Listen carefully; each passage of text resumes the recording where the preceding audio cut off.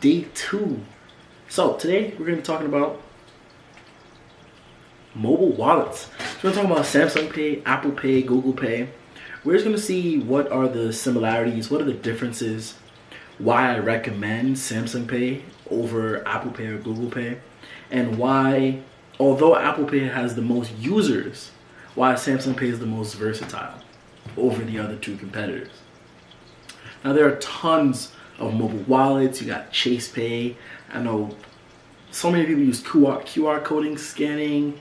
Starbucks has their own version of like mobile payments, but we're really going to focus on the 3 main ones today because those are the ones that are really changing the game, and those are the ones who are getting all the banks to, set up with them and, really turn mobile payments into the future.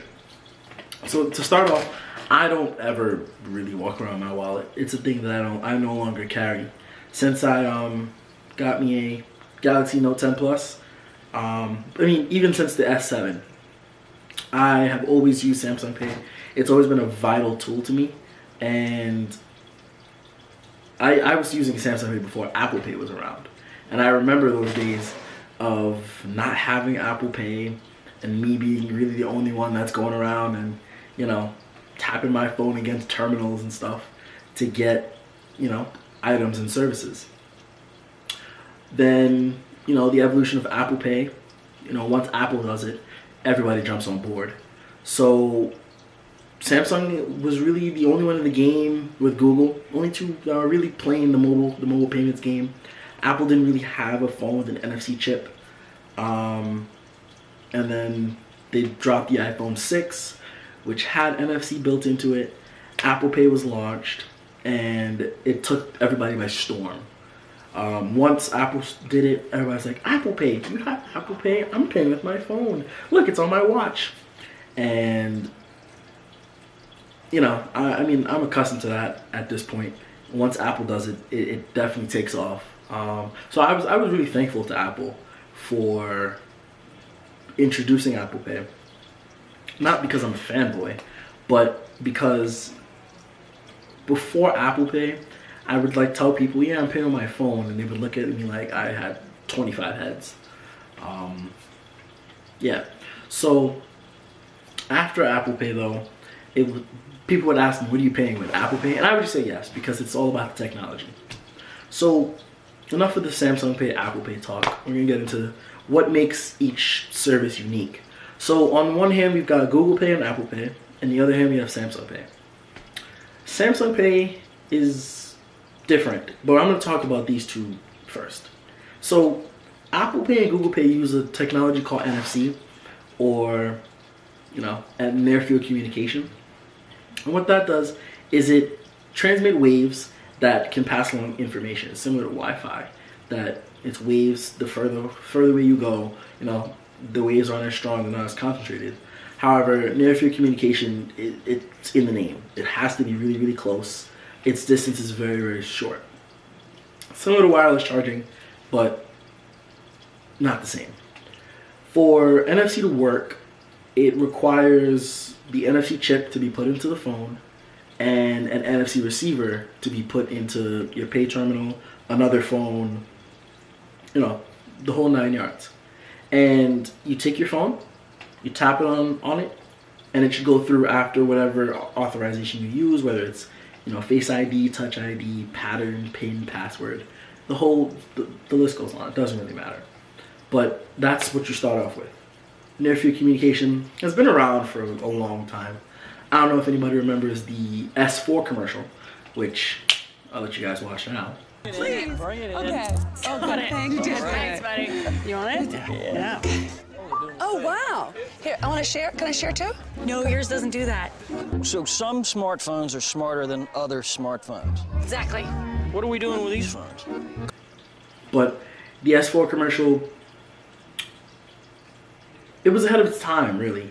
Samsung shows in the video 2 people walk up to each other and they tap the back of their phones and they send each other's contact information or a music playlist. Like, I would send pictures, contacts, music, files. It didn't really matter. Whatever it was, I could just tap my phone against the back of another, NFC compatible Android. At that point, Google had branded NFC as Android Beam, and we could send all kinds of information. Apple, however, true to fashion, when they released NFC on the iPhone 6, restricted it to only Apple Pay, which was fine because that's really what they put NFC on the phone for. But iPhones weren't and still are not able to, bring their phones close to each other and pass on pictures and stuff. iOS 11 or iOS 10 brought along, AirDrop. And that's a combination of Wi-Fi and Bluetooth, which is Apple's version of transferring files locally. So Apple Pay comes along. They give us this whole brand new insurgence into the mobile wallets game. Apple was at that point the second largest seller of phones behind Samsung. So Samsung was already doing it. Android, which is the largest platform, the largest mobile operating system in the world, was already doing it. So it's really much everywhere except with iOS. Everybody loses their minds. Literally everybody. And I was able to go around and use Samsung Pay a little more freely now, and a little more people had trust for it. Now, NFC requires new terminals, and it requires knowledge from the retailer side that their terminals support near-field communication, and it requires a little symbol that looks pretty similar to the Wi-Fi logo. And there was still a point in time where many people did not know what the logo was. They didn't know why the Wi-Fi logo was tilted sideways. Like, there were a lot of things. There was a learning curve for sure. But having that technology built into iPhones really accelerated the learning curve. It accelerated the process. It made life so much easier for everybody. So, into Samsung Pay and the whole world as to why I put Samsung Pay differently. So, for the first part, Samsung Pay belongs with Google Pay and Apple Pay, where it uses near-field communication to get, your card information across. But the reason why I put Samsung Pay here is because in 2011, 2012, 2012 or 2013, actually, Samsung buys a company called Loop. And Loop is developing a technology called magnetic secure transmission, which essentially allows your phone to replicate the back of your credit card. So credit cards pass information via swiping, and a magnetic field is created which has information that then the card reader understands and processes that as a payment. Loop was developing that chip to go into your phone so that your phone could then produce a magnetic field and simulate a card. No card was ever needed, but it was able to do that. Samsung thought that was really cool, and they wanted to build that into Samsung Pay to stand out from, at the time, Google Pay. So Loop is acquired. That technology gets thrown into Samsung Pay, and this is the differentiator between Samsung Pay and anybody else. Those traditional terminals, in many cases the ones that are attached to the side of the screen that the cashier is punching their numbers in, or the small terminals that have a place to put the chip card and a swipe on the side with the pin and a very small screen, and that's just about it. It's not the new ones that have like the covering for you to put your pin in and the swipe on the side and the chip on the bottom with the big screen that's sometimes touchscreen. No, I'm talking about the smaller ones. Those don't support NFC. They're pretty old. They're cheap, but they're old. And I don't know if you've ever tried to pay somebody with Square. But if anybody has the Square readers that stick into the auxiliary port in your phone, those didn't support Samsung Pay. The new ones, the terminals do now, but those didn't support Apple Pay or Google Pay at that point in time. Well, just Google Pay. So Samsung's technology works even where there isn't the upgraded terminals. So although there's still this learning curve and people are still trying to get accustomed to, what to do with this mobile payment system. Is it legal? Is it safe? Should I really put my card online? Samsung is easing that by allowing you to use your card everywhere. Because, you know, a lot of people thought that it didn't make sense why I carry my card and also have it on my phone. And my big thing is, you know, I lost my card in my room, but I just didn't know where it was for about 2 weeks. I'm still able to use it. But if I hadn't, then I would have to go to the bank and do all that stuff. It gave me time to look for it. I eventually found it, but I would have had to then cancel that card and get a whole new number and all that kind of stuff. And that just would have been terrible. But Samsung Pay with magnetic secure transmission alongside NFC, great combo, really, really gets the job done. And it was something that I didn't realize I needed. On to, should you use any of these services? Like, are they safe? You know, is the government watching me? All these things. There's one big technology that goes into all three of these that really proves as to why this is safe. And it's called tokenization. And tokenization is a system or code or program, however you want to describe it. But it takes your 16-digit card number, processes it, saves it with whatever service you're using. So either Google keeps it, or Apple keeps it, or Samsung keeps it. And then that spits out a different number that is then sent to the merchant. What does that mean? There's only one company that has your information. Now, people say, but I don't want that company to have my information. If you had plugged your number, your card number, the CVV, the expiration date, into whatever website you were using, that company has your information now. And let's say you go purchase something else on another website. Now that company has your information.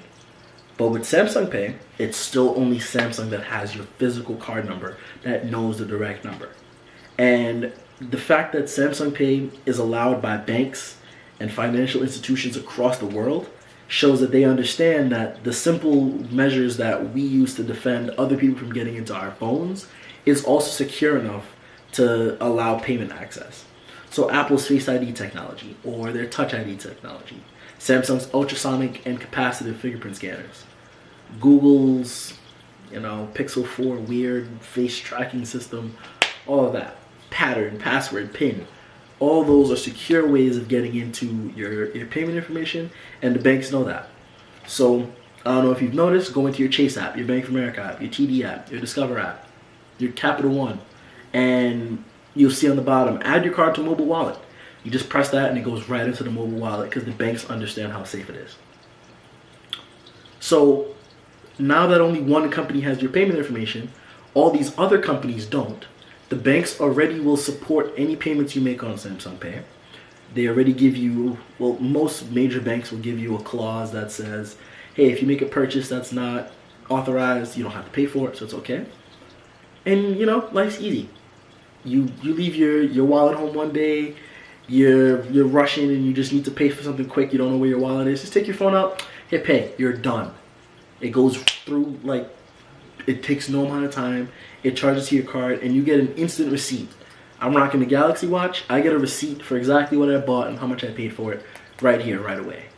So even if they can't give me a receipt, I have one right here. So tokenization is a technology that, it's used all over the place, but the main focus is in making sure that whatever is the original set of numbers is never displayed to the vendor or the merchant. It's always a random set of numbers that the system generates that is then linked to your card. So it's another way to protect against scams and frauds.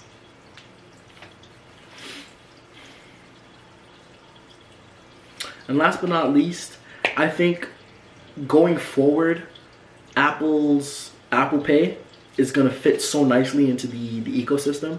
We already see that you can put a purchase through on Apple's website with Apple Pay, and then your phone, which is Face ID enabled or Touch ID enabled, that's next to your Mac, you authenticate and it shows up on your Mac as authenticated and good to go.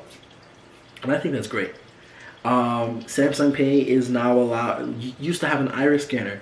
So by the time I picked my phone up and opened up Samsung Pay and told it which card to use, my eyes were scanned and the purchase was confirmed. Now that the fingerprint scanner is back on the front of the new Samsung phones, it's the same process. Google's new radar motion sensing hand Jedi looking thingy also works. Done. Easy. And it allows for You know, swifter checkouts, you're not fumbling through your wallet looking for your purse or whatever the case is. And you get to keep all your receipts electronically stored. It makes life really, really simple, really, really easy. So if I had to recommend a mobile payment service, I would recommend Samsung Pay for its versatility. But in honesty, they're all on the same playing field in this case. If you have an iPhone, Apple Pay is going to be the easiest thing. It's integrated and it shows up on all your devices. Apple Watch, Mac, iPad, iPhone. Only the Apple Watch and the iPhone can actually make purchases at a terminal. I mean, I don't know why you're going to take your iPad Pro and like put it against a terminal, like beep. No. Or your Mac, no. So the NFC chip that's built into the watch and the phone definitely gets that done. For Samsung, any device that has a sealed back. So we're going all the way back as far as the S6. I'm not going to go through all the devices from them, but all your S devices from since the S6, all your Note devices from since the Note 5, RIP Note 7, are all going to be included in the Samsung Pay support. And for the watches, Gear S2, Gear S3 Frontier and Classic, and the new Galaxy Watch lines are all included in the Samsung Pay support. Google, any phone that has that's running Android 7 or above supports, yes, 7 or above supports Google Pay, and because they all have NFC built into them. And then for Wear OS, you're required to have one of the last 3 iterations of Wear OS, and you're good. Your watch that's running Wear OS is gonna have the NFC chip. Put it in, and you're good to go. You make your payment. Everything is so simple. Everything is so smooth, and I really hope that you guys will then take this information that I gave you, feel a little more confident in going ahead and putting your card information on your phone, and understanding that the same protections that you put to lock your phone for, let's say you drop it or whatever the case is the same protections that go in for a payment. And even if somebody gets into your phone, there's another set of validation that's required to get into the payment settings. So that concludes episode 2. This was Mobile Wallets. Thank you guys so much for watching. I'll catch you in episode 3.